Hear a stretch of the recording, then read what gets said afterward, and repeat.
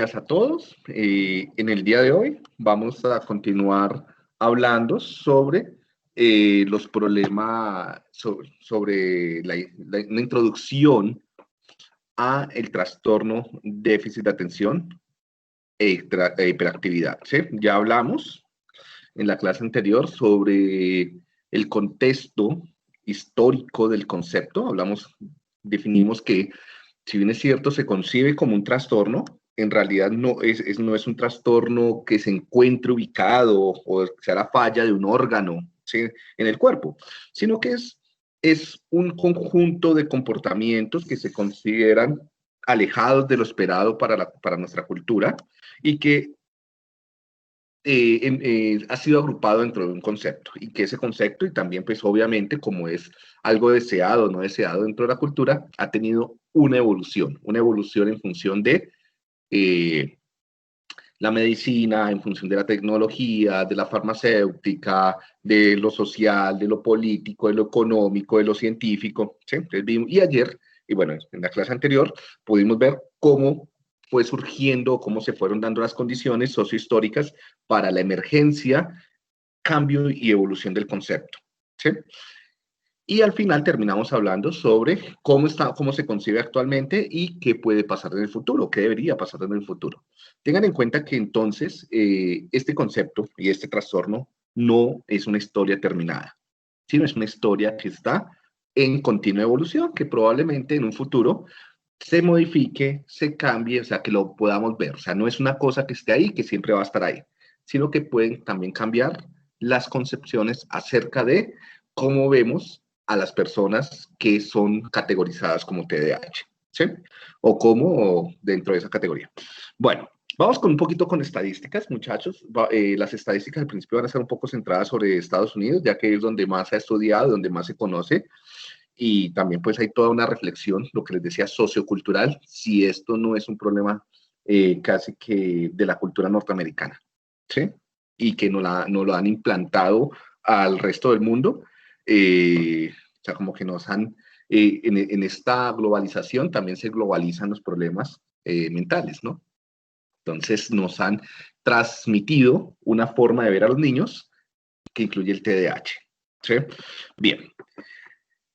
Bueno, y estaba ya ahora vamos a discutir eso, que ayer les quedó un puntico de la discusión, que era como este cuadro, ¿sí? ¿Por qué era tan variable ese cuadro, ¿no?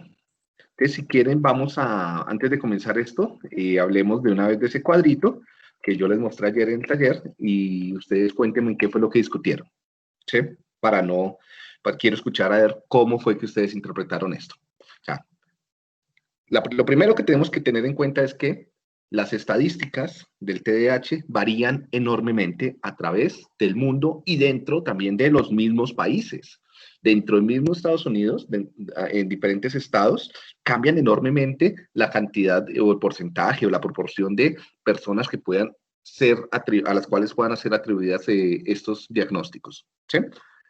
En algunos estados, por ejemplo, solamente con menos del 1% de la población de niños y de adultos tiene el diagnóstico de TH. Hay estados en los cuales la proporción puede llegar a más del 15%, 16%, lo cual es altísimo, ¿no? Casi que 2 de cada 10 tendrían el diagnóstico, ¿no? Hombres principalmente. Entonces, si también cambia entre hombre, mujer, países.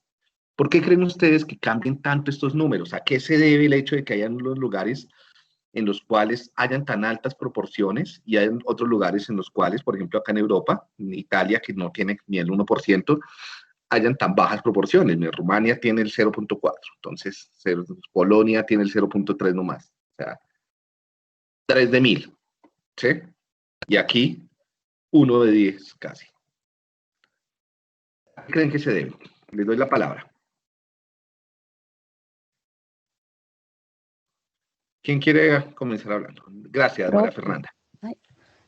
Buenos días. Bueno, en el grupo, digamos, nos llamó mucho la atención el número alto en Estados Unidos y lo que creíamos era que de pronto esto se debe al alto consumo no solo de drogas, sino de medicamentos y también la parte de alimentación. Es un país que, pues, que tiene bastante problema con la alimentación, el consumo de azúcar. Entonces, de pronto, esto pues, puede hacer algo que, a diferencia en otros países, también el número de población, lo que decimos del consumo de drogas, la alimentación, es lo Sí, que creo puede que estar tienes afectando. problemas de conexión. No sé. ¿Sí? Sí, no sé los demás si te escuchan bien, o soy solo yo el que no te escucho bien. Yo la escucho bien, profe. Ahí te escuchamos bien. Ah, Entonces, entonces soy yo. gracias. Entonces yo te escuché un poquito cortada, pero bueno, creo que te entendí. Me decías que, por un lado, pueden haber, no escuché muy bien lo que dijiste al principio de medicamentos, pero de pronto pues tiene que, de pronto la presión del mercado, de las farmacéuticas, y lo segundo que dijiste, pues sí lo entendí muy bien, que fue lo de eh, la nutrición o las políticas nutricionales en salud a lo largo del desarrollo, y tienes toda la razón. Y esto es algo cultural, ¿no? Pueden haber ciertas dietas que faciliten la... Ah, bueno, pero cuando me dices del alto consumo de medicamentos y drogas, ¿a qué te refieres? ¿A los padres? Sí, sí, también a los adolescentes, pues a los niños también. Bueno, digamos que los niños serían un poquito más medicamentos, pero sí, Sí. pues, digamos que también, sí, los padres, no solo medicamentos, sino hablábamos también que tienen un porcentaje alto en el consumo de drogas. Sí, pero no te entiendo cuál sería la relación entre que unas personas consuman drogas y que y otras personas puedan ser diagnosticadas con TDAH.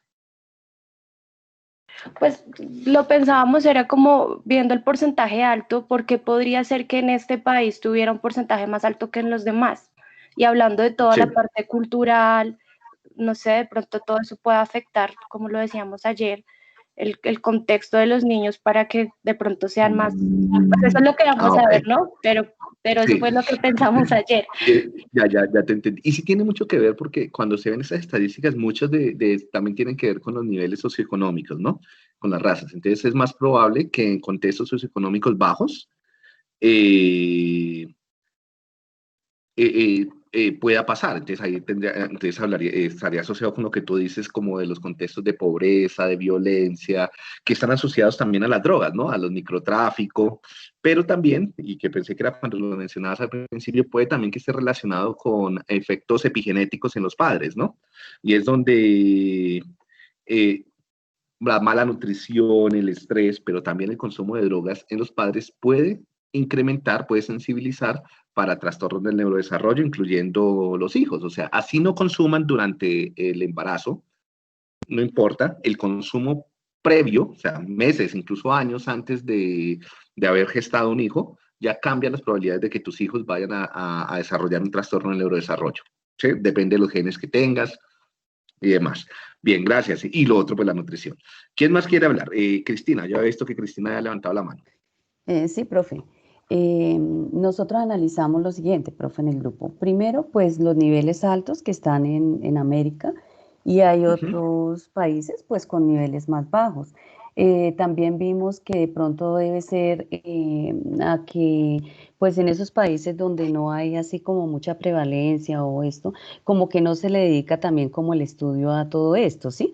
Por ejemplo, si vemos en África no hay, o sea, de pronto no hay recursos, en fin, para pues dedicar los estudios pertinentes. Lo mismo fue como desde esa óptica, profe. Claro, también De la tienes óptica, razón, sí, sí, que no tienes toda tienen la como razón. toda Y la puede también tener que tecnología. ver con el sistema de salud. Yo creo que eso es más que Exactamente, profe. tecnología y demás, tiene que ver con la organización del sistema de salud que Del está en sistema función de del salud. desarrollo del país. De Países que acuerdo. están poco desarrollados, por ejemplo, estos que están en gris, que poco se conoce, las Ujú. cifras puede ser que no se conozcan es porque no hay cómo evaluarlos, no es un problema. O sea, hay problemas más graves en la sociedad que Ujú. estar evaluando TDAH, no hace parte de las políticas en salud para estar haciendo Sí, seguimiento. profesor.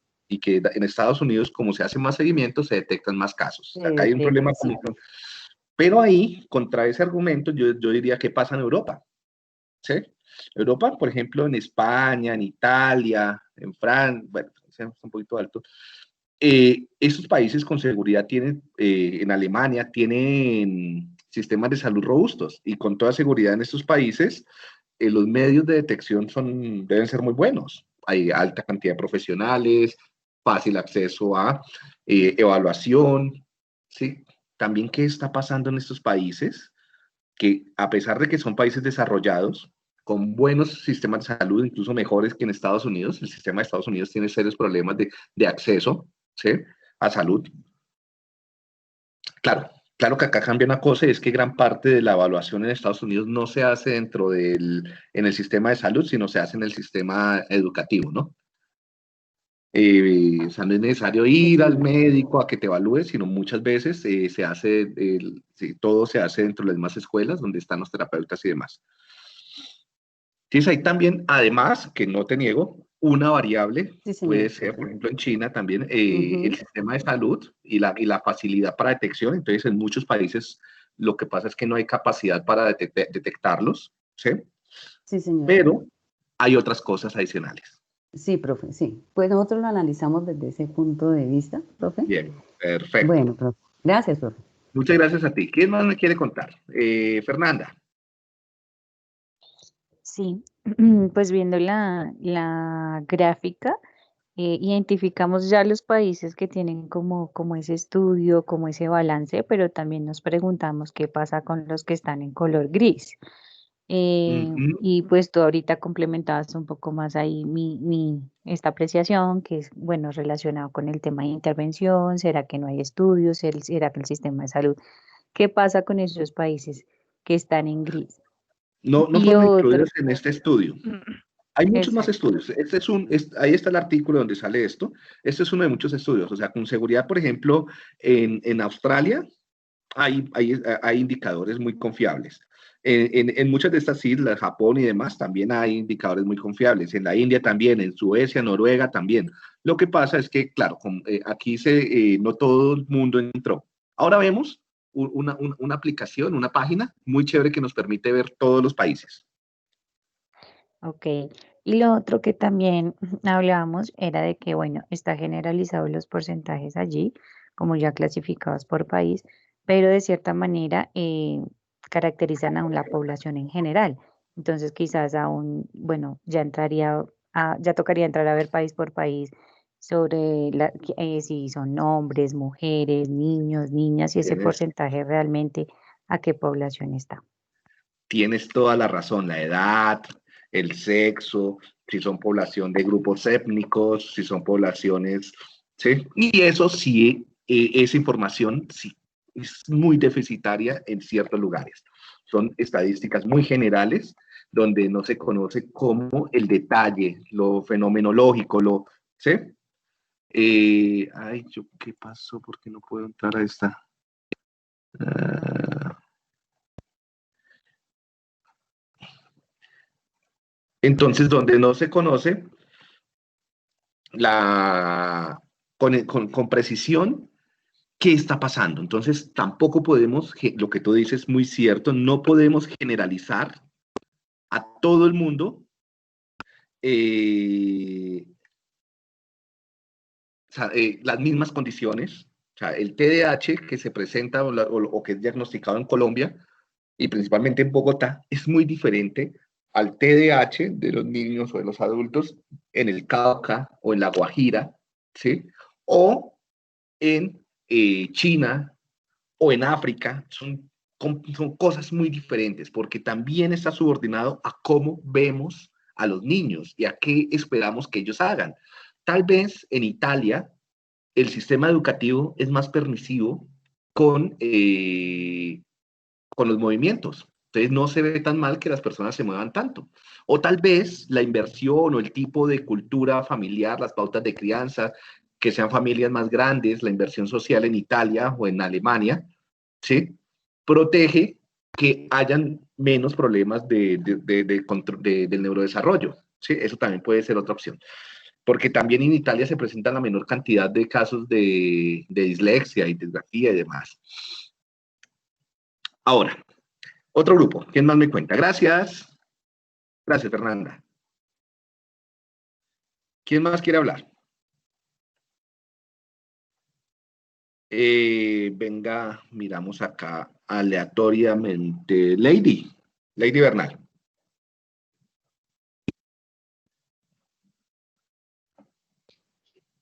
Hola, profe. Hola. Pues, profe, nosotras Cindy y Marisol lo veíamos desde el lado que tú acabaste de mencionar, por eso pues no iniciamos a participar, que es más de pronto la mirada de cada, digamos, de cada lugar, de cada, ¿cómo lo expresara? O sea, lo que tú decías, digamos que en algunos lugares, como pues la educación es diferente, entonces no hay tanto, o sea, perdón, no lo evidencian tanto en que, digamos, el niño se mueva tanto, que el niño, digamos, tenga ciertas características, porque digamos que dentro del proceso no se cataloga así, ¿sí me entiendes? Entonces de pronto pues por ese lado lo vimos y de pronto Claro más que sí. como esa mirada, digamos, de cada, no sé, país, de cada ente territorial, más o menos, digamos, eso lo estuvimos analizando nosotros. Gracias, Lady. Muy bien.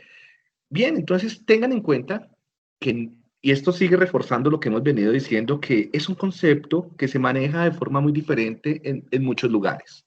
O sea, no está dentro de la cabeza, dentro del cerebro del niño, o sea, no se tiene TDAH. Nos ven o vemos a personas con esas gafas, con ese filtro, ¿listo? Eso nos permite entender un poco más e interesarnos más por la diversidad de las personas, ¿sí?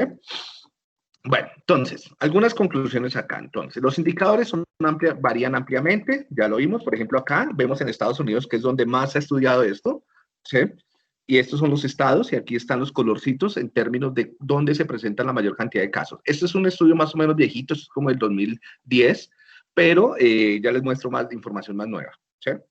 Estas estadísticas todas han subido, ¿no? Todo esto que está diciendo acá esta diapositiva, todo esto subió más o menos en casi que en un 10%, ¿sí? O sea, y ahora veremos por qué subió también.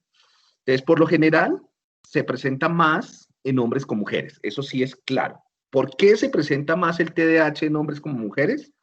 Eso es algo que debemos comenzar a estudiar y debemos comenzar a responder, ¿sí? ¿Alguien sabe por qué se presenta más en hombres? ¿Por qué los trastornos del neurodesarrollo se presentan más en hombres que en mujeres?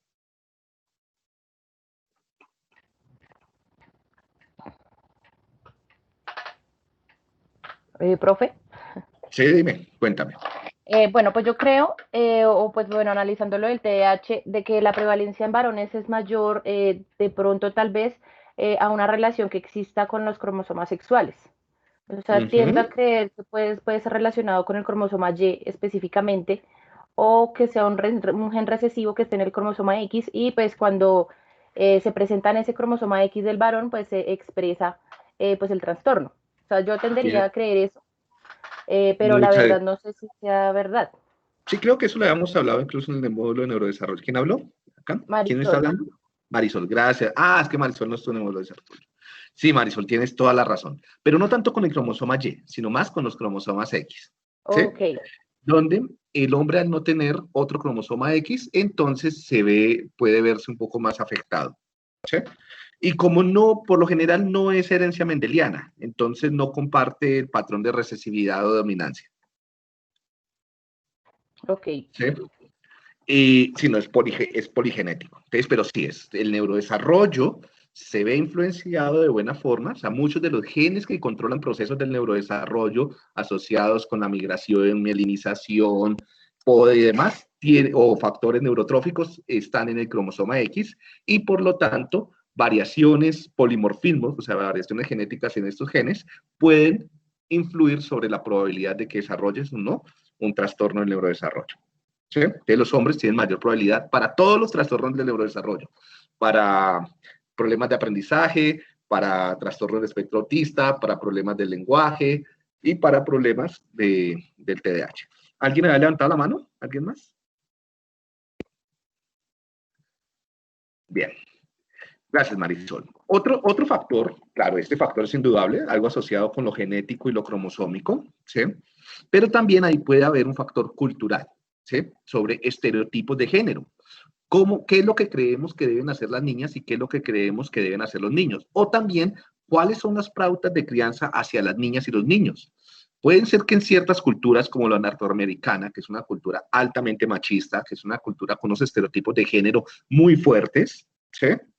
se eduque a los hombres de tal forma y se espere y también se les vea que esto aumente la probabilidad de que sean vistos como con desórdenes del neurodesarrollo. ¿Sí? Y hay estudios antropológicos sobre esto, ¿sí?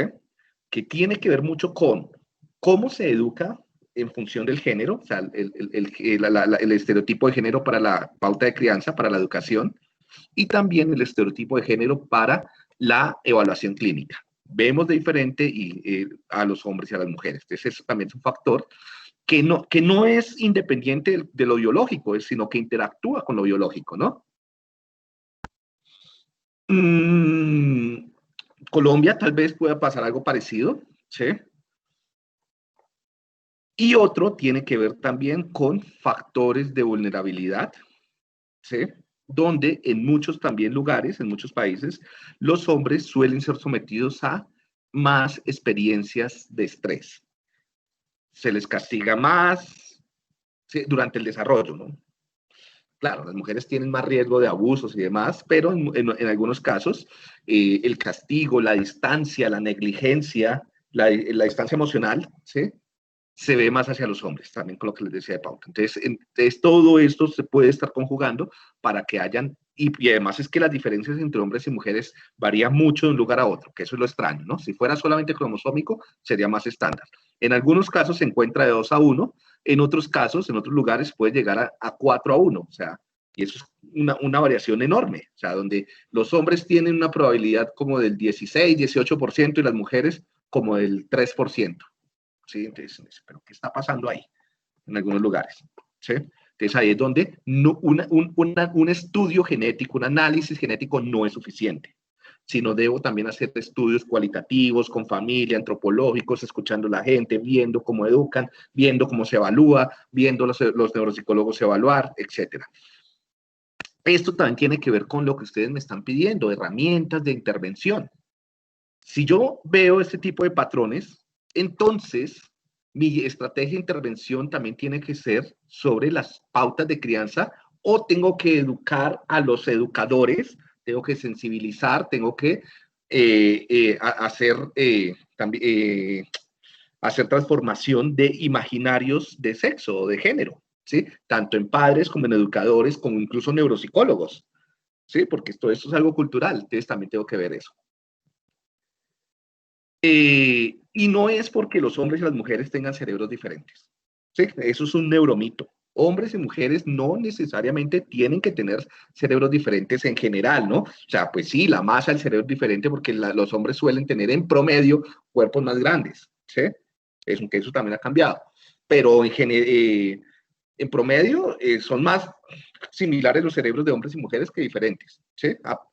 Si obviamos la parte del tamaño. Y el tamaño no importa acá porque el tamaño está en función de la cantidad de masa muscular que deben controlar, ¿sí? Entonces, eso también nos permite quitarle mucho estereotipo. Ya me acordé algo que iba a decir. Otro problema es que muchos de esos estudios se hagan en Norteamérica, es que una parte importante de la neurociencia, de la psicología e incluso de la educación, de la teoría que tenemos en neurociencia, psicología y en educación, proviene de Norteamérica, ¿sí? Y mucho de esas diferencias de sexo, por ejemplo, que las mujeres hablan más, que entienden mejor las emociones, que el cerebro que es más conectado hacia un lado que hacia otro, es producto de la cultura.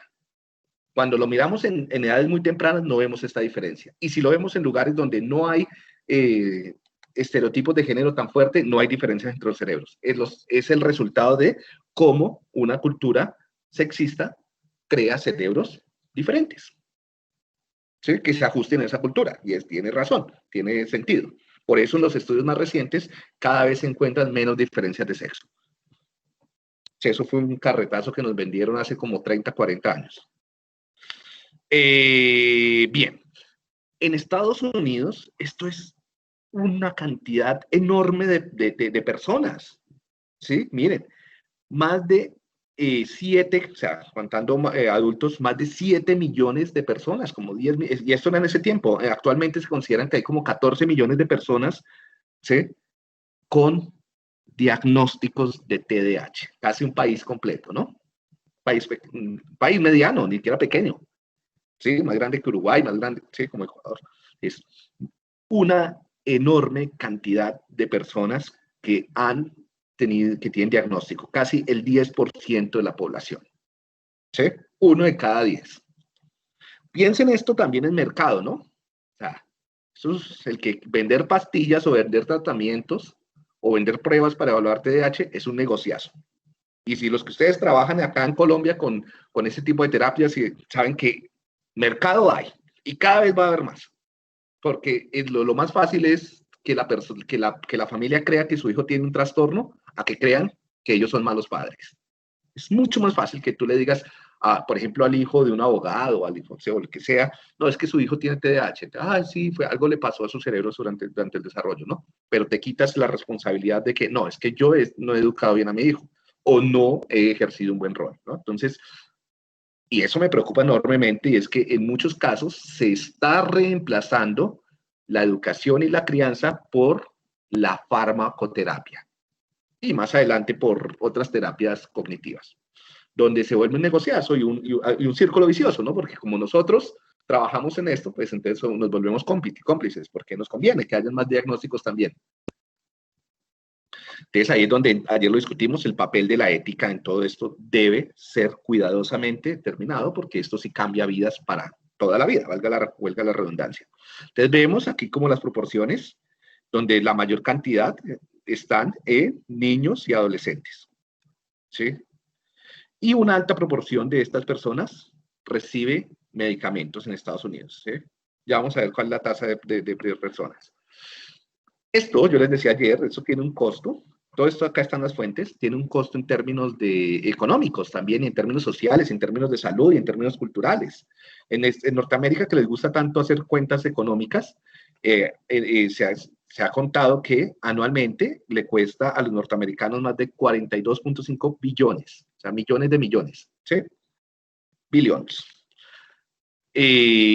No, creo que acá es millones de millones, sí, millones de millones. 1.000 millones. El promedio, bueno, por persona podría ser más de $14,000 al año. ¿Sí? Una persona diagnosticada podría gastarse más de $14,000 al año, una buena cantidad de millones de pesos, en tratamientos, en evaluaciones, en ajustes, medicamentos, en ajustes sociales, en problemas de salud, porque también esto viene en problemas de salud adicionales, en desempleo, en costos sociales.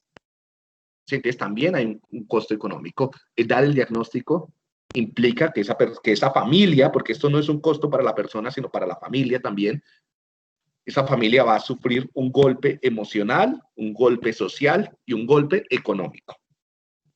¿Sí? Y si entonces es una familia de bajos recursos, tenaz. No sé si les ha pasado. Porque entonces, como muchos de ustedes, sí, muy chévere, pero no trabajan gratis. ¿Qué piensan de esto? De los costos que tiene un diagnóstico de TDAH.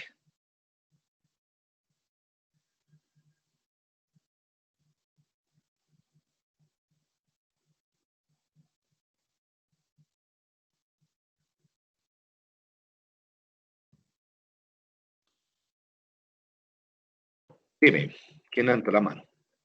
Sí. Sí, profe, pues en contextos laborales y educativos uno se encuentra con que por ese aspecto económico los niños a veces no tienen la misma asequibilidad a tratamientos adecuados e intervenciones que les ayuden. Entonces, es más, a veces uno se encuentra con casos también donde los papás se desertan por desplazamientos, por afectaciones en sus tiempos, porque no hay quien de pronto lleve al niño, no hay quien lo traiga. Entonces, mire que eso implica muchísimas otras cosas, profe. Claro, claro, claro. Y tiene el diagnóstico, ¿no? Y es un problema grandísimo. Y al tener el diagnóstico, ¿cuál es el problema acá en Colombia? Los diagnósticos generan un cambio de intervención enorme. Total. Si la persona tiene problemas académicos, pero sin diagnóstico, ¿dónde se interviene? En el colegio, ¿cierto? Sí, señor. Se hacen ajustes escolares. Sí, profe, en la institución. Pero tan pronto se le da el diagnóstico, ¿qué hace el profesor o qué pide el colegio? Que vaya para el sistema de salud. De salud. Sí, de terapias. Mira, o sea, y muchos colegios se quitan la responsabilidad del desarrollo de los niños enviándoselos al sistema de salud. Sí, no, el orientador, el psicólogo, eso que se encargue el terapeuta, o eso que se encargue el neuropsicólogo, eso que se encargue el médico. ¿Sí? Papito, vaya que y lo he escuchado. He escuchado profesores que le piden a los papás que lleven a medicar a sus hijos. No sé ustedes que con sus compañeros se han escuchado o se han tenido ese tipo de actitud, han percibido ese tipo de actitudes, que profesores que creen que sus estudiantes deban ser medicados para que se comporten mejor. Profe, qué pena, intervengo.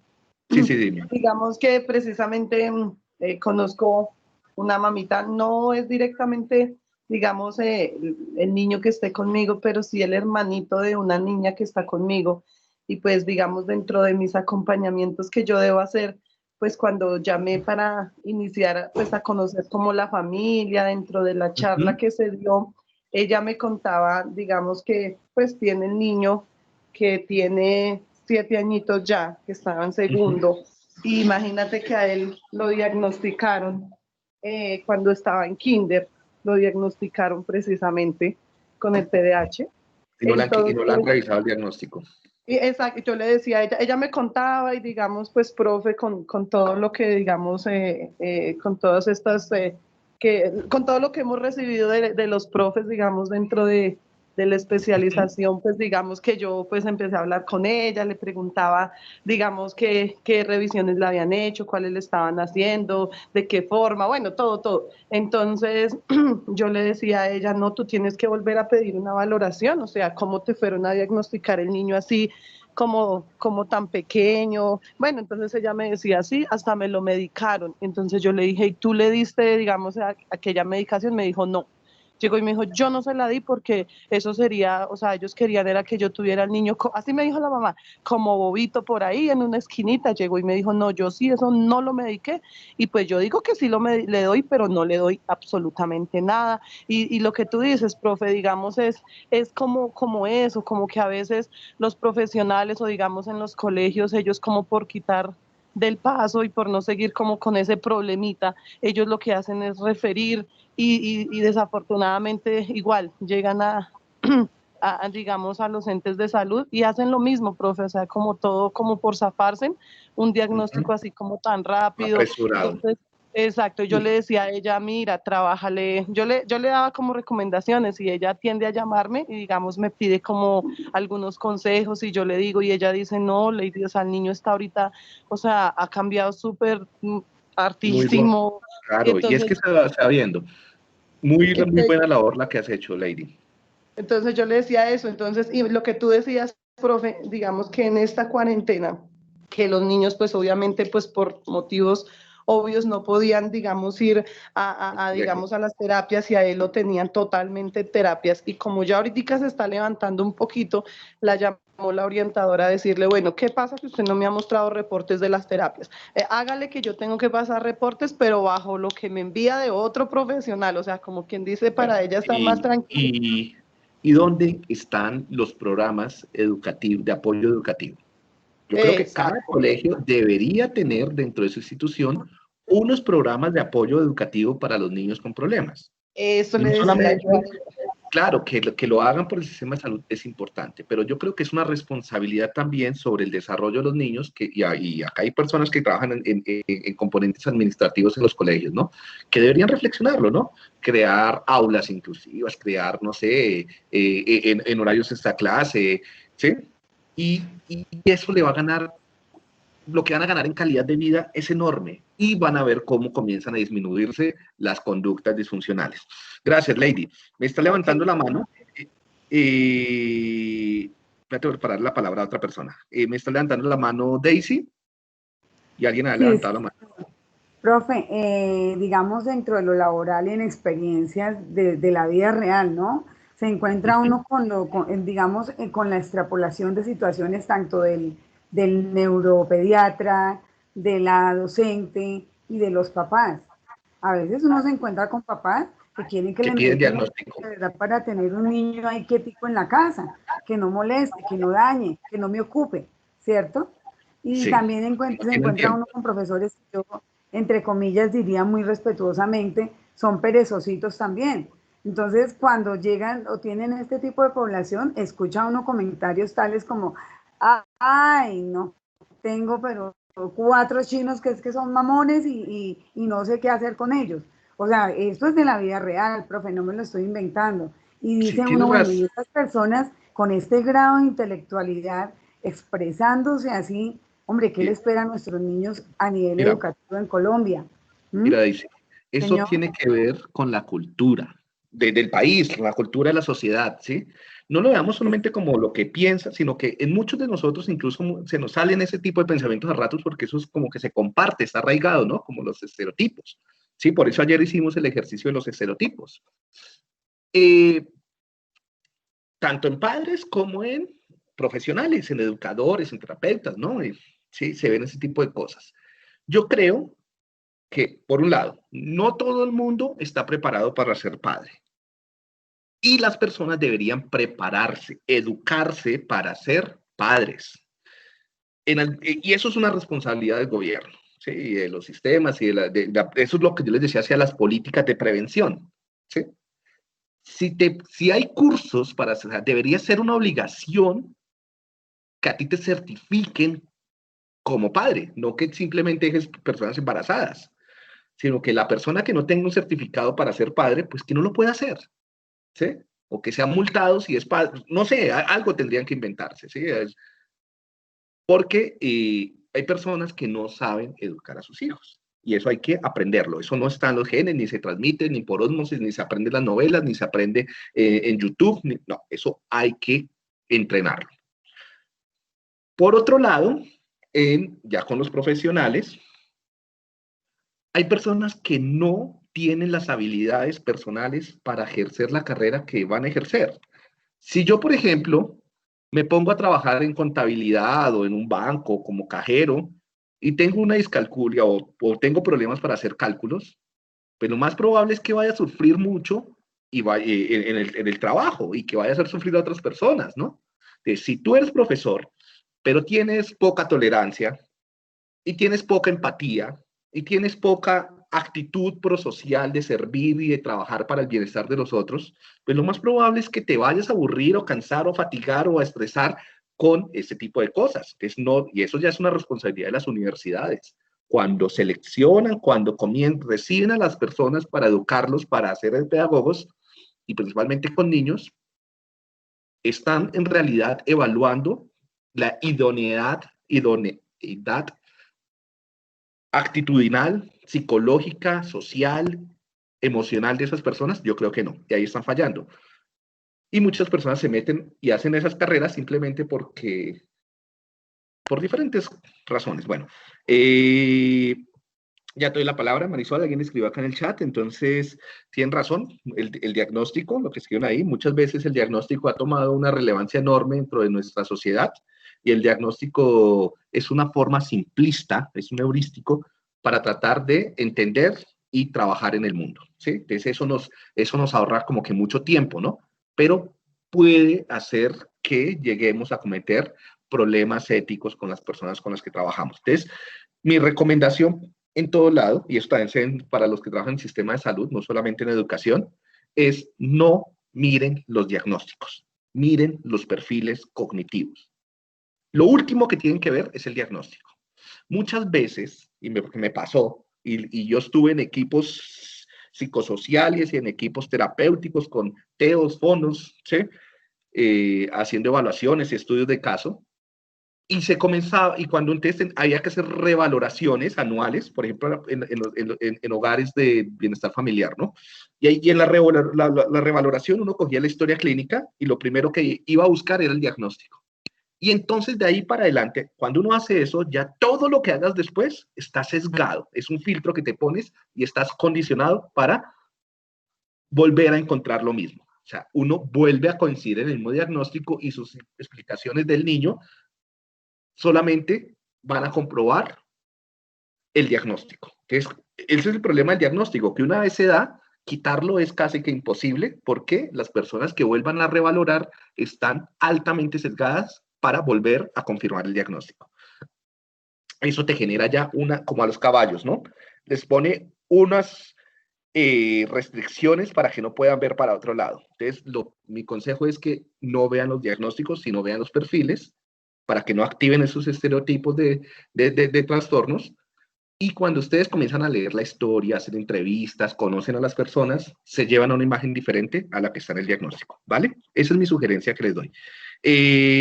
Jamie, Marisol, cuéntame y seguimos. Listo, profe. Pues bueno, era como para complementar ¿Mm? en las universidades. Falta de pronto en los planes de estudio de las licenciaturas, pues digamos, espacios como esto, digamos, problemas de aprendizaje o trastornos del neurodesarrollo, digamos, formen como docentes, pues tengan, digamos, ese conocimiento También. cuando vayan. Sí. Y profe, y pues lo que tú decías, uno escucha comentarios de compañeros que es que ese chino no sé qué, o bueno, muchos asumen de que un niño que presenta, por ejemplo, estas características es porque le falta juguete, ¿no? O sea, en términos como castizos, como se habla comúnmente. Entonces, son profes que, digamos, que de una u otra manera aconsejan no de pronto ir al neuropediatra o una evaluación neuropsicológica o hacer una observación pues más juiciosa, sino no tocas que le Disciplina. dé juguete en la casa, sí, porque entonces eso es falta de disciplina, siempre pues lo asocian con eso y pues obviamente tampoco tienen ni Sí, tienes toda preparado la razón. por intentar ayudar a estos chicos. Y también Tienes lo toda la que hay razón. que señalar, ¿no? Cuando un chico ya está diagnosticado y el psicólogo, el neuropsicólogo, diagnóstico, entonces ya sí, el señalamiento y pues el encasillamiento y muchas veces lo desahucian también, como con ese niño no se puede hacer nada, entonces dejémoslo allá y más bien trabajemos con el otro grupo. Y también desde los profes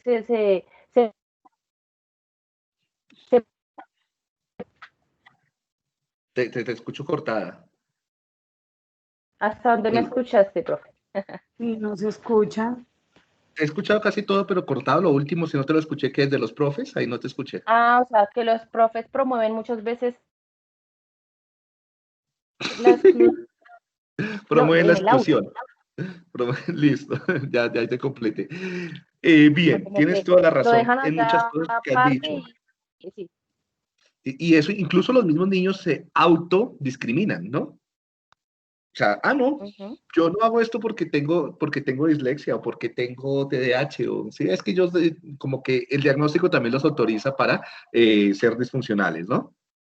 Sí, eso es cierto. Por eso es complejo, o sea, los diagnósticos sirven para que los profesionales de la salud, principalmente, puedan comunicarse de forma rápida y eficiente, pero generan muchos problemas. Entonces, lo mejor, cuando uno está trabajando directamente con estas personas, antes de ir al diagnóstico, es ir a el perfil, ir a conocer las personas.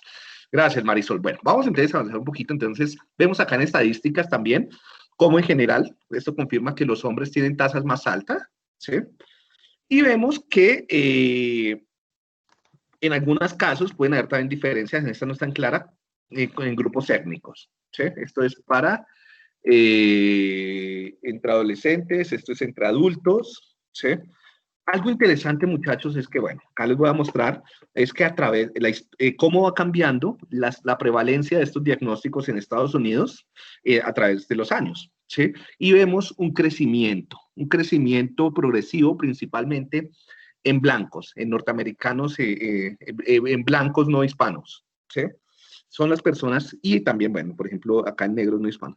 Entonces, hay un crecimiento progresivo en la cantidad de personas o en el porcentaje de las personas que llegan a ser diagnosticadas. Esto es entre el 98 al 2009, al 2010, ¿sí? Casi 20 años, ¿no? Digo, como 10 años. Vamos a ver qué pasa.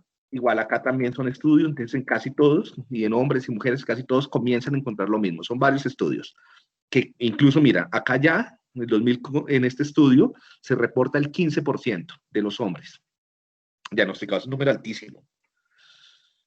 En este, que es más reciente, vemos que ya hacia el 2016, 2017, son los más recientes que han sido publicados, cada vez, y principalmente en blancos no hispanos, es el grupo que más incremento tiene en los diagnósticos. ¿Sí? ¿Por qué? Porque son las personas que más fácilmente acceden al diagnóstico, ¿no?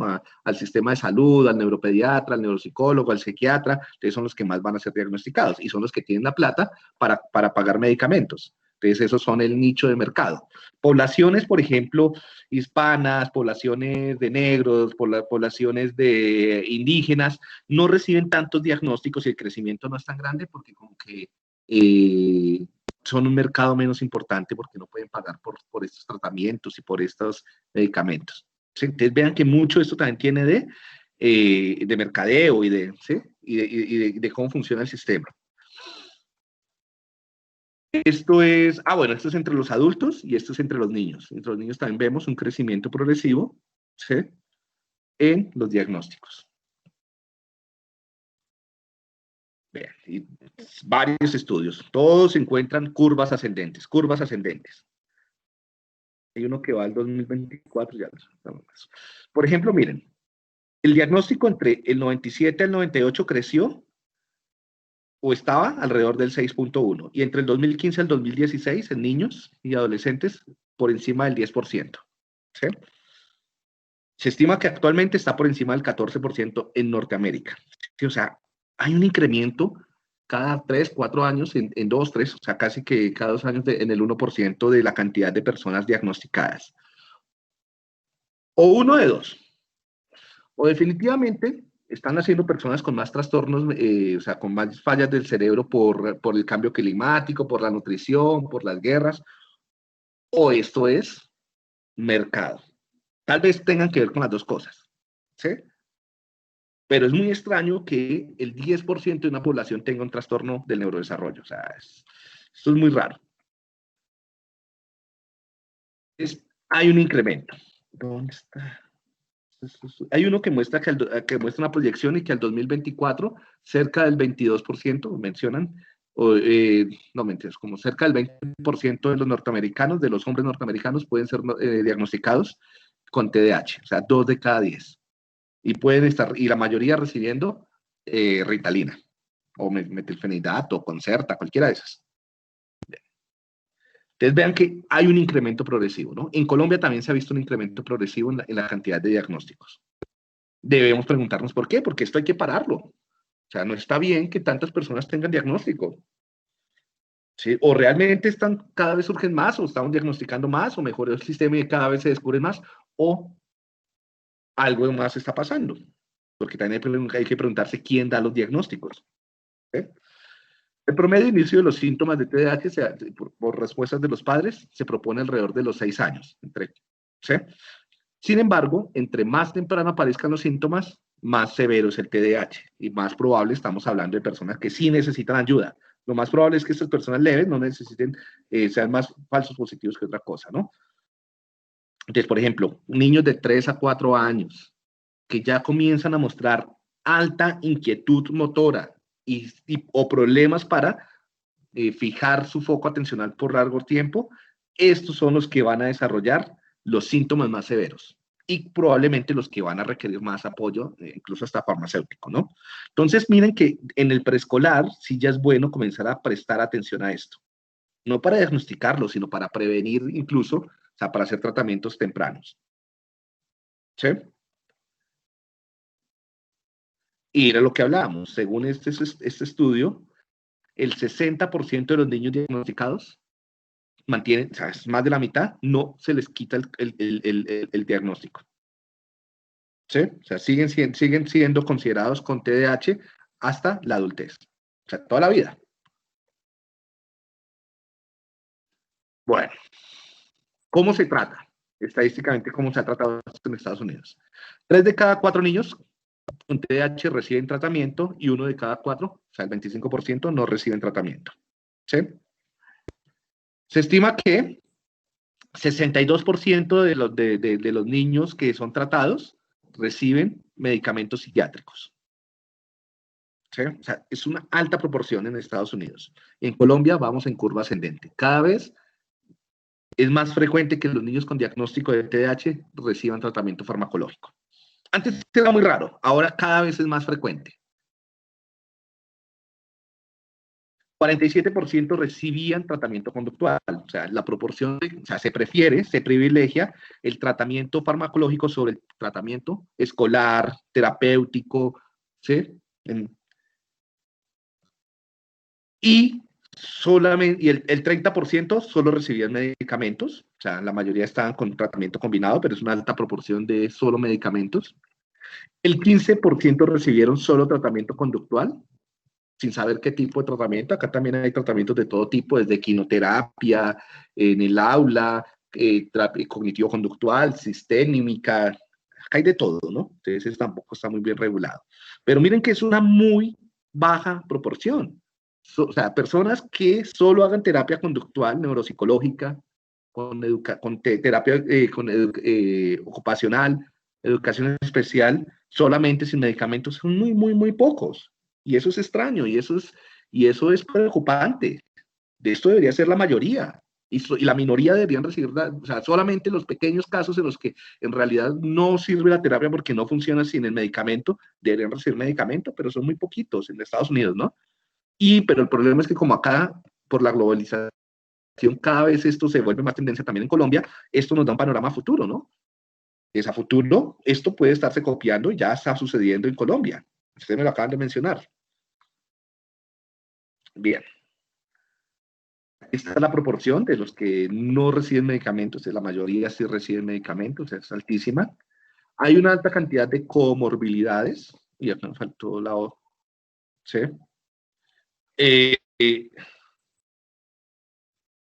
Bien, entonces, tenemos 5 de 10 tuvieron problemas de conducta, presentaron problemas de conducta. Entonces, lo más común es que las personas con diagnóstico en Estados Unidos con TDAH presentan problemas de comportamiento.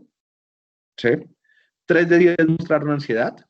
Y otros problemas son depresión, trastorno del espectro autista, trastorno de Tourette, ¿sí?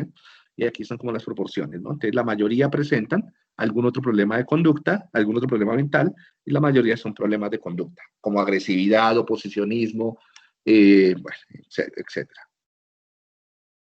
Aquí está, como muchos también presentan de trastornos del aprendizaje, son bastante comórbidos también con problemas del aprendizaje. Muchos presentan trastornos del sueño. Muchos presentan problemas oposicionistas, cerca del 20% de los de TDAH, y así van bajando, ¿no? Vemos ansiedad y demás. Una pregunta que se hacen en algunas publicaciones, y es una pregunta válida, es si el TDAH es en realidad un trastorno del desarrollo de los seres humanos o si puede ser considerado como un trastorno del desarrollo de los norteamericanos por las tasas. Bien, prevalencias tan altas, cerca del 7% o más, ya vimos que en algunos casos pueden llegar al 15% en norteamericanos, mientras que en otros países se mantienen entre el 1 y el 2. Entonces, podríamos decir que en realidad el TDAH es un problema de salud o un problema del desarrollo de los seres humanos, es el producto de la cultura norteamericana. Hay una pregunta que yo creo que es sustantiva, ¿sí? Que en parte la discutimos hace un rato. Y aquí vemos la cantidad de personas. Cuando vemos la cantidad, esto es abrumador, ¿no? En términos de millones. O sea, muy poquitas personas de otros lugares tienen este diagnóstico y en Norteamérica eso es explotado. Cosas parecidas, o sea, parece que los norteamericanos son un país de los trastornos mentales, ¿no? Que también algo similar pasa con depresión, pasa con ansiedad. Y eso para que lo tengan en cuenta los que quieren irse para Norteamérica, ¿no? Como el sueño americano, muchas personas quieren irse para Norteamérica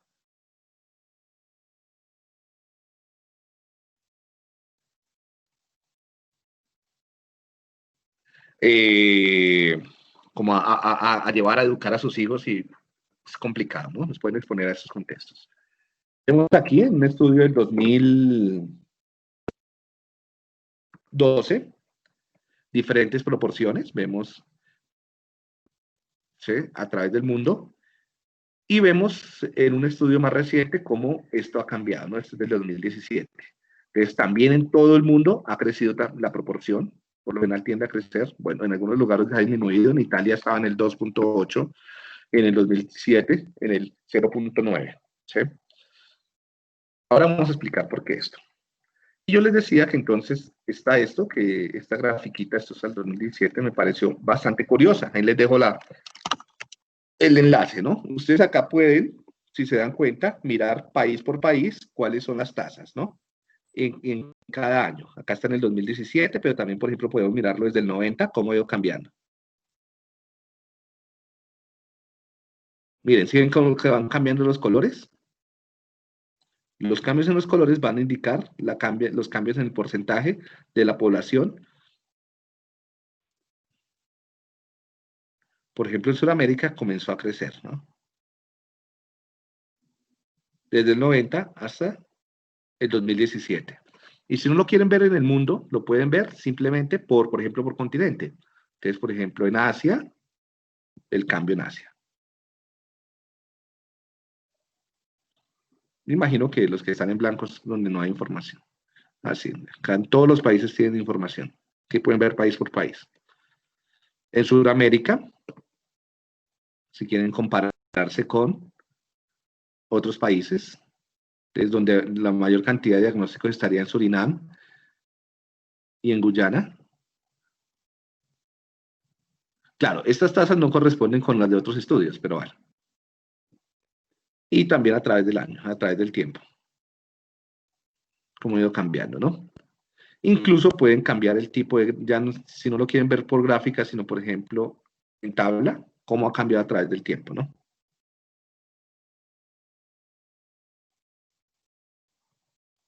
Y aquí ustedes pueden elegir cuáles países meten y cuáles países sacan. Entonces, cuáles que ustedes quieren comparar. Por ejemplo, si quisiéramos comparar Colombia con otros, aquí los pueden tener, ¿no?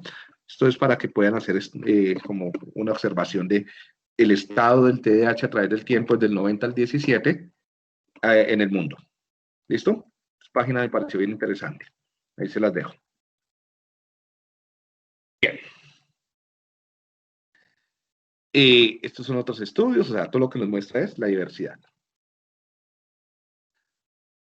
Vamos con algunas conclusiones. La prevalencia en general en el mundo ha oscilado alrededor del 2.2%. ¿Sí? El rango se mantiene por lo general entre el 0.1 y el 8.1, un poco más alto. Hay amplia diversidad en los resultados. Ahora sí la explicación. ¿A qué se debe que cambien tanto los resultados entre un estudio, otro estudio, un país, otro país, un lugar, otro lugar, un año y otro año? Entonces, eso se debe. Miren, las dispersiones son enormes, lo que hablábamos de África. En África, el hecho de que haya tanta dispersión en la prevalencia quiere decir que hay lugares en los cuales no se mide y hay lugares en los que se mide con más rigor. ¿Sí? Entonces, tiene que ver primero con los instrumentos de evaluación usados. No hay un estándar mundial sobre cómo evaluar el TDAH. No hay un protocolo que usen en todos los lugares del mundo y que lo evalúen de la misma forma. En algunos lugares usan solamente criterios, listas de chequeo del DSM. ¿Sí? O sea, son preguntas, como 10, 15 preguntas, y van chequeando, y con eso hacen el diagnóstico. Eso es muy grueso, y entonces ahí la tendencia es que la mayoría de las personas terminen siendo clasificadas, ¿no? Lo otro es quién responde esas encuestas. Algunas personas las encuestas las responden los papás, otras los profesores, otras las responde el psiquiatra, otras las responde médicos generales. En algunos casos se envían por correo, en otros casos se hacen por teléfono, en otras cosas se hacen en entrevistas clínicas, en otros los hacen neurólogos. Entonces, ¿cómo se mide? Esto no hay un estándar, ¿sí? Hay una enorme diversidad. Entonces, no hay una forma de diagnosticar TDAH única y universal. ¿Sí? También tiene lo que ustedes decían, influye el desarrollo socioeconómico, factores nutricionales, factores de vulnerabilidad, inversión social, cómo funciona el sistema de salud y el acceso al sistema de salud y las políticas de prevención y promoción, la cultura de salud, cambia. Cómo funciona el sistema educativo, los modelos pedagógicos, cómo se educa, a qué edad se ingresa, qué tantas personas hay dentro de cada aula, qué tan entrenados están los profesores, qué tan bien le pagan a los profesores. A los profesores, entre mejor pago los profesores y mejor entrenados, porque serían más profesionales. Y por lo tanto, se dedican más a la protección, ¿sí? de sus estudiantes. Expectativas culturales sobre el desarrollo. ¿Qué espero yo que haga la gente? Si yo espero que las personas sean borreguitos, que simplemente agachen la cabeza y todo el tiempo estén controlados, o si yo espero que también haya diversidad y que hayan personas que se muevan y que griten y que hablen y que propongan y que opinen, ¿sí? O sea, si yo estoy en una escuela muy militar, una persona muy proactiva, que tienda a construir su desarrollo, a construir su educación, no va a ser bien vista, ¿no? Porque va a ser como que interrumpe a los profesores, como que no se queda quieta, como que no acata las normas, como que rompe las normas porque las cuestiona, y entonces fácilmente es diagnosticado con TDAH o oposicionismo.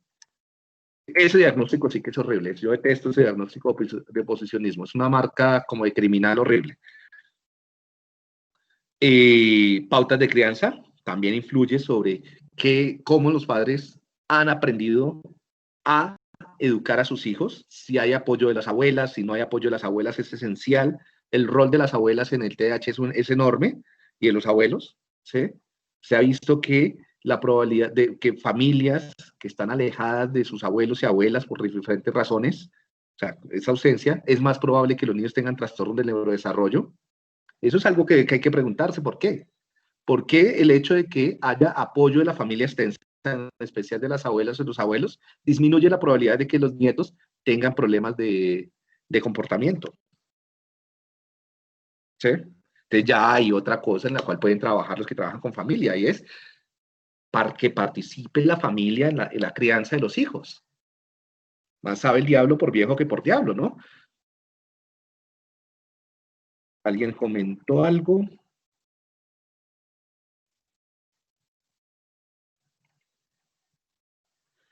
Me dicen, Gina, la mayoría de los síntomas que se presentan en el TDAH se deben a factores ambientales, sobre todo familiares. Sí, tiene mucho que ver, lo cual el medicamento no lo trata, ni siquiera lo trata, ¿sí? O sea, el medicamento lo encubre, Gina, yo creo. O sea, cuando hay violencia intrafamiliar, el medicamento no va a cambiar la violencia intrafamiliar. El medicamento no va a hacer que el papá respete a la mamá y que la mamá no deje de utilizar, o el papá, la correa para educar a sus hijos. Eso no lo va a hacer el medicamento.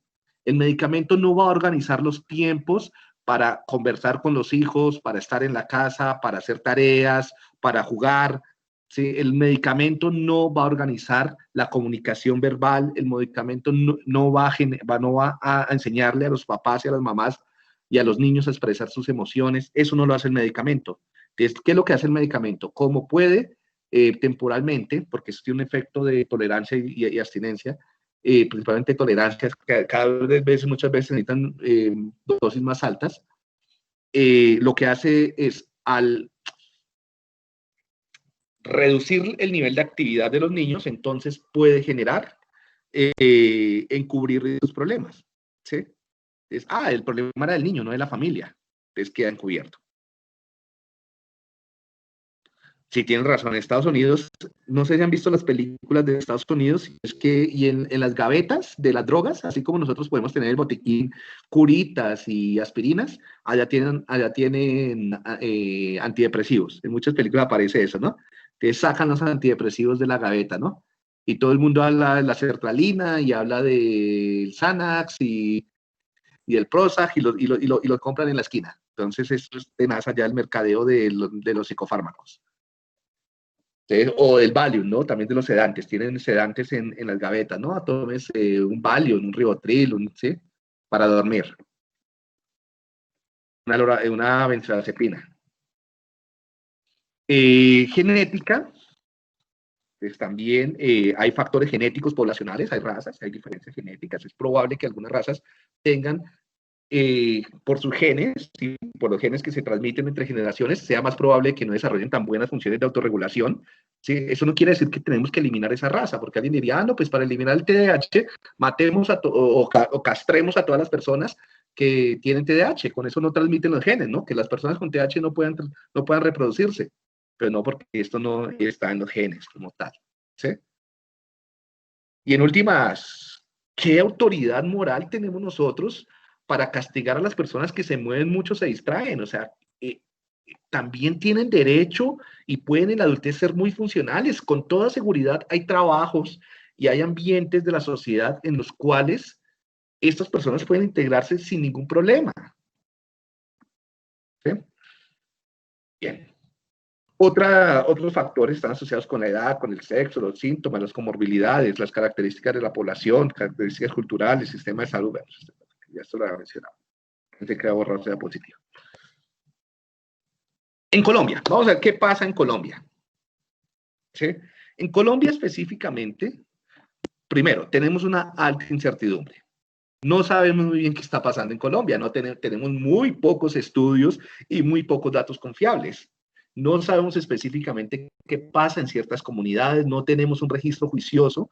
Hay estudios en Cali, en Manizales, pero cuando uno comienza a ver la metodología de cada estudio, esos estudios yo los dejé ahí en la carpeta, uno comienza a encontrarse que cada quien estudia esto como se le da la gana. O sea, yo no puedo comparar el estudio de Barranquilla con el estudio de Cali, con el estudio de Manizales, porque cada quien utilizó una herramienta diferente. Entonces, como el uno usó un metro y el otro usó un termómetro y el otro usó una pesa, pues yo no tengo ni idea de qué es lo que estaban midiendo. ¿Sí?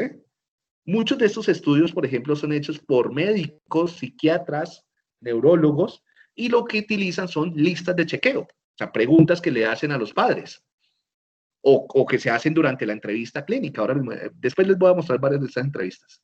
¿Sí? El niño mueve mucho las manos, el niño se para en clase, el niño bota los lápices. ¿Sí? No sé si alguno de los profesores que está acá o alguno de los terapeutas conoce estas listas de chequeo, tipo Corners, porque a muchos de ustedes de pronto les ha tocado llenarlas. Son más o menos listas como de 15 preguntas, donde les preguntan si se mueve las manos, si bota los lápices o los útiles, si se distrae con facilidad, si interrumpe o le quita la palabra a los padres. Eso me parece lo más ridículo de ese tipo esa pregunta, de si interrumpe a los adultos. Como todavía ese sesgo cultural, me acuerdo cuando uno lo educaban que si estaba hablando la mamá con la amiga y uno decía algo a la mamá, ¿están hablando los adultos? Porque cuando hablan los adultos no pueden hablar los niños. Pero bueno, son esas cosas. ¿Alguien las ha aplicado, muchachos? ¿Las escalas tipo Corners, tipo de TN4? Profe, yo, Sí, que me señor. interrumpo.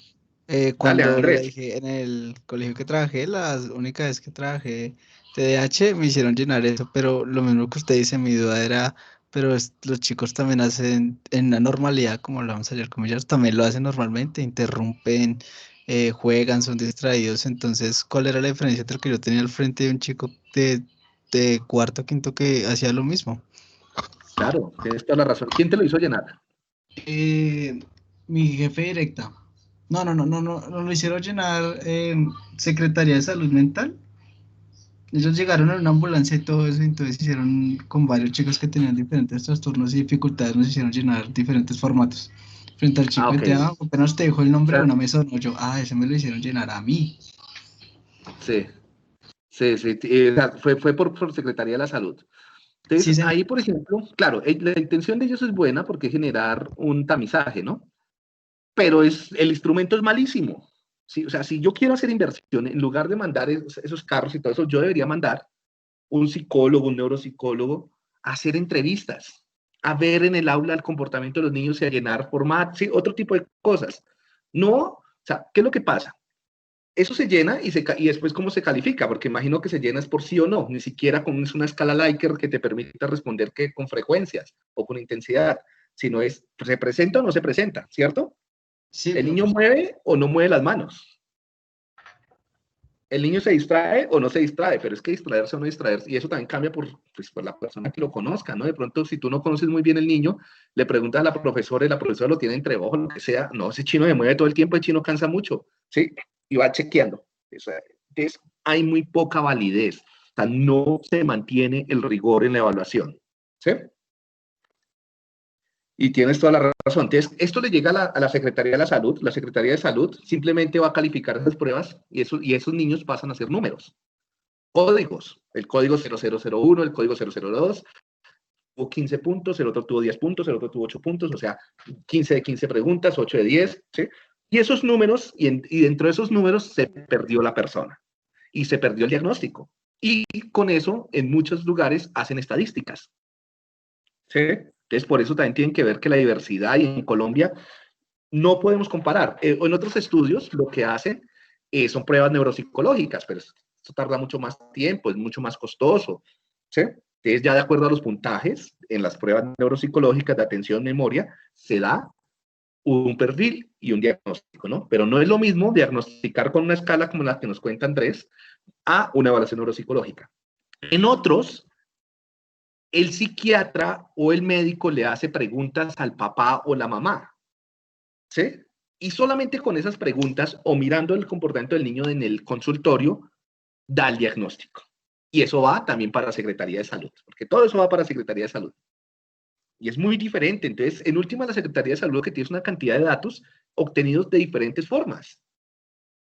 ¿Sí? Entonces yo les digo, bueno, muchachos, ustedes los voy a contratar para que me digan la estatura de todos los muchachos con los que trabajan. ¿Sí? Y entonces, uno de ustedes utiliza cuartas. El otro de ustedes utiliza 1 metro. El otro utiliza un termómetro y con el termómetro, digamos, mira cuánto está la temperatura arriba y abajo. Al final todos me van a dar números, pero con instrumentos diferentes. Yo puedo tener un panorama válido sobre qué está pasando, por ejemplo, en Colombia. Es muy difícil. ¿Sí?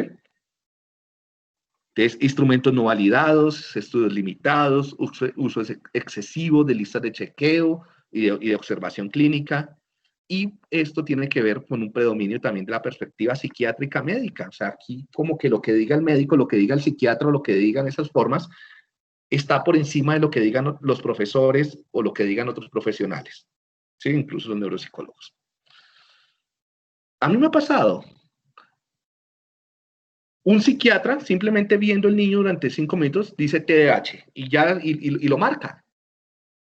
Y yo haciendo mi evaluación con pruebas y más extendida, entrevistando a los padres y demás, digo, no, ese niño no puede ser diagnosticado. Entonces, hay 2 diagnósticos que se enfrentan. El de un médico y el de un psicólogo. ¿Cuál de los 2 diagnósticos vale? Ahí entramos en un problema ético grande. Entonces, de acuerdo con esta diversidad y con esta complejidad, entonces yo les muestro algunos datos, pero tengan en cuenta que esos datos no son confiables. Por ejemplo, en este estudio, ¿sí? En este que les estoy mostrando acá, ellos encontraron que la proporción era del 15%, del 15.8%, o sea, una prevalencia del 16%. Hágame el favor, ¿sí? En Antioquia. O sea, el 16% de los niños de Sabaneta, Antioquia, pueden ser diagnosticados o fueron diagnosticados con déficit de atención. ¿Sí?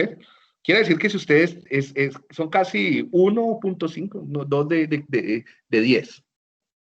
¿Sí? O sea, si ustedes tienen 30 niños, tienen 20 niños en su aula, 2 van a tener, según este estudio, TDAH. ¿Eso les parece normal? ¿Eso pasa en la vida real? ¿Y es ético? No sé. O sea, en realidad los profes, los que trabajan con profes, ¿tienen de cada 20 niños tienen 2 con TDAH? No. Sí. O pues bueno, puede No, que uno profe. sospeche, pero digamos confirmado, diagnosticado, no. Yo veo que aquí la responsabilidad social sobre este tipo de estudios es poca, ¿no? Miren este titular del Tiempo de hace un tiempo. ¿Sí? Bogotá, una ciudad de niños hiperactivos. Producto de este tipo de estudios. ¿Sí? Según este estudio, el 24% de los niños de Bogotá tienen TDAH. Ya no es el 16 como este, sino ahora es casi que el 24, el 25.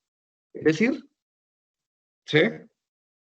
Que una cuarta parte, 1 de cada 4 niños, puede llegar debería ser diagnosticado o llegaría a tener un diagnóstico de TDAH según este estudio. ¿Sí? Acá abajo está el estudio del que salió esto, ¿no? O sea, este titular salió de un estudio publicado en una revista. Acá está la revista. Y ese estudio yo los dejé ya también está ahí en la carpeta de artículos. ¿Sí? Esto lo coge un papá, esto lo coge un profesor, y dice, ah, no, pues mire, yo tenía razón, todos estos chinos lo que están es trastornados. Drogas para todo el mundo. ¿Sí? Miren el estudio, este es el estudio. Y uno comienza a ver el estudio de este señor, Vélez Marcbert, ¿sí? Que es de la Universidad del Rosario, es uno de los doctores más ilustres del Departamento de Medicina de la Universidad del Rosario. O sea, podrá ser muy doctor y demás, o sea, tú tienes hasta doctorado, pero es muy malo para hacer investigación, de acuerdo con esto, y de ahí sale esa proporción. O sea, la metodología fue pésima. Lo que uno ve en la metodología, ¿qué fue lo que hizo el señor?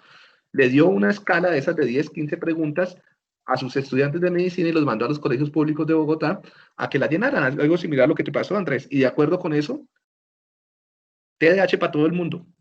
Un estudio más reciente, creo que es el de 2018-2019, pero es en Barranquilla, también lo hicieron médicos, si no es que yo tenga nada en contra de los médicos, pero es que muchas veces no son estrictos en la metodología de investigación y con eso generan una cantidad de sesgos culturales. Miren la frecuencia, ¿sí? De este TDAH, el 15%. Bueno, y así. Bueno, y lo que uno mira que esa escala mini, yo la dejé también allá en la carpeta de materiales, no, esa escala mini, o sea, uno no es justo, uno no puede hacer un diagnóstico con eso. La otra clase que veamos evaluación, se las muestro y para que ustedes la vean. Bien. Con esto cierro un poco la parte de estadísticas, porque es importante conocer esto, porque esto nos permite cuestionarnos un poco sobre el panorama del trastorno o del concepto en el mundo y en Colombia, ¿no? Ver que esto va más allá del caso que tenemos en el aula, sino que esto tiene que ver con todo un conjunto de sistemas culturales, sociales, económicos, y cómo esto va generando una matriz en la cual nosotros estamos atrapados. ¿Sí? ¿Algún comentario, alguna pregunta sobre las estadísticas antes de pasar ya a los aspectos clínicos? Profe, yo tengo una duda. Dime. Es que yo he visto que, por ejemplo, a los niños de TDAH bueno, para diagnosticarlos se les aplica la evaluación esta de inteligencia. Yo me pregunto por qué. Si ya lo vamos a ver. Okay. Por algo que se llama el criterio de discrepancia. Para ser diagnosticado con TDAH, las personas deberían tener un CI normal, porque si no sería discapacidad cognitiva. Ah, ok. Sí, porque ellos antes para mí son muy pilos. Claro, ese diagnóstico es importante, esa diferencia es importante, ¿sí? Porque para que no haya conflictos en los diagnósticos, ¿sí? O sea, o diagnosticas discapacidad cognitiva, o sea, 6 menos de 75, o diagnosticas otro tipo de problemas del neurodesarrollo. O no diagnosticas, no es necesario diagnosticar. Algo que nos olvida es que el diagnóstico no es un requisito, ¿no? Muchas veces nos llegan pacientes o nos llegan consultas o evaluaciones y creemos que si no damos un diagnóstico, estamos incumpliendo como una regla de oro, ¿no? Los diagnósticos no son una obligación y en eso caen tanto los padres como familiares, como sí, terapeutas, ¿no? Muchas veces, por ejemplo, llega un niño o un adulto, lo que sea, y yo lo evalúo y digo, no, usted no tiene nada. Tal vez sus padres, sus familiares van a decir, no, pues es que no es que él no tenga nada, es que usted es mal profesional y no fue capaz de encontrarle algo. Eso pasa muy comúnmente, ¿no? Por ejemplo, no sé si acá hay TEOs, fonos y psicólogos, ¿no? También, que muchas veces no siente la presión de encontrar algo porque simplemente le están pagando para que encuentre algo. Y eso no es ético. Y pasa también en colegios y demás. Por ejemplo, en algún momento en estas clases, algunos de sus compañeros de cursos de cortes anteriores me contaban, ¿no? Es que en el colegio, en un colegio de muy alto prestigio, no me acuerdo ya cuál, la orden era que todo el que llegaba a evaluación tenía que resultar con un diagnóstico, o si no, que mejor dicho, casi que no les pagaban, se formaba un problema. Le pasaba creo que a unas fonos. ¿Sí? Bien. Vamos, son las 9:30, entonces, pregrado no, posgrado. TDAH.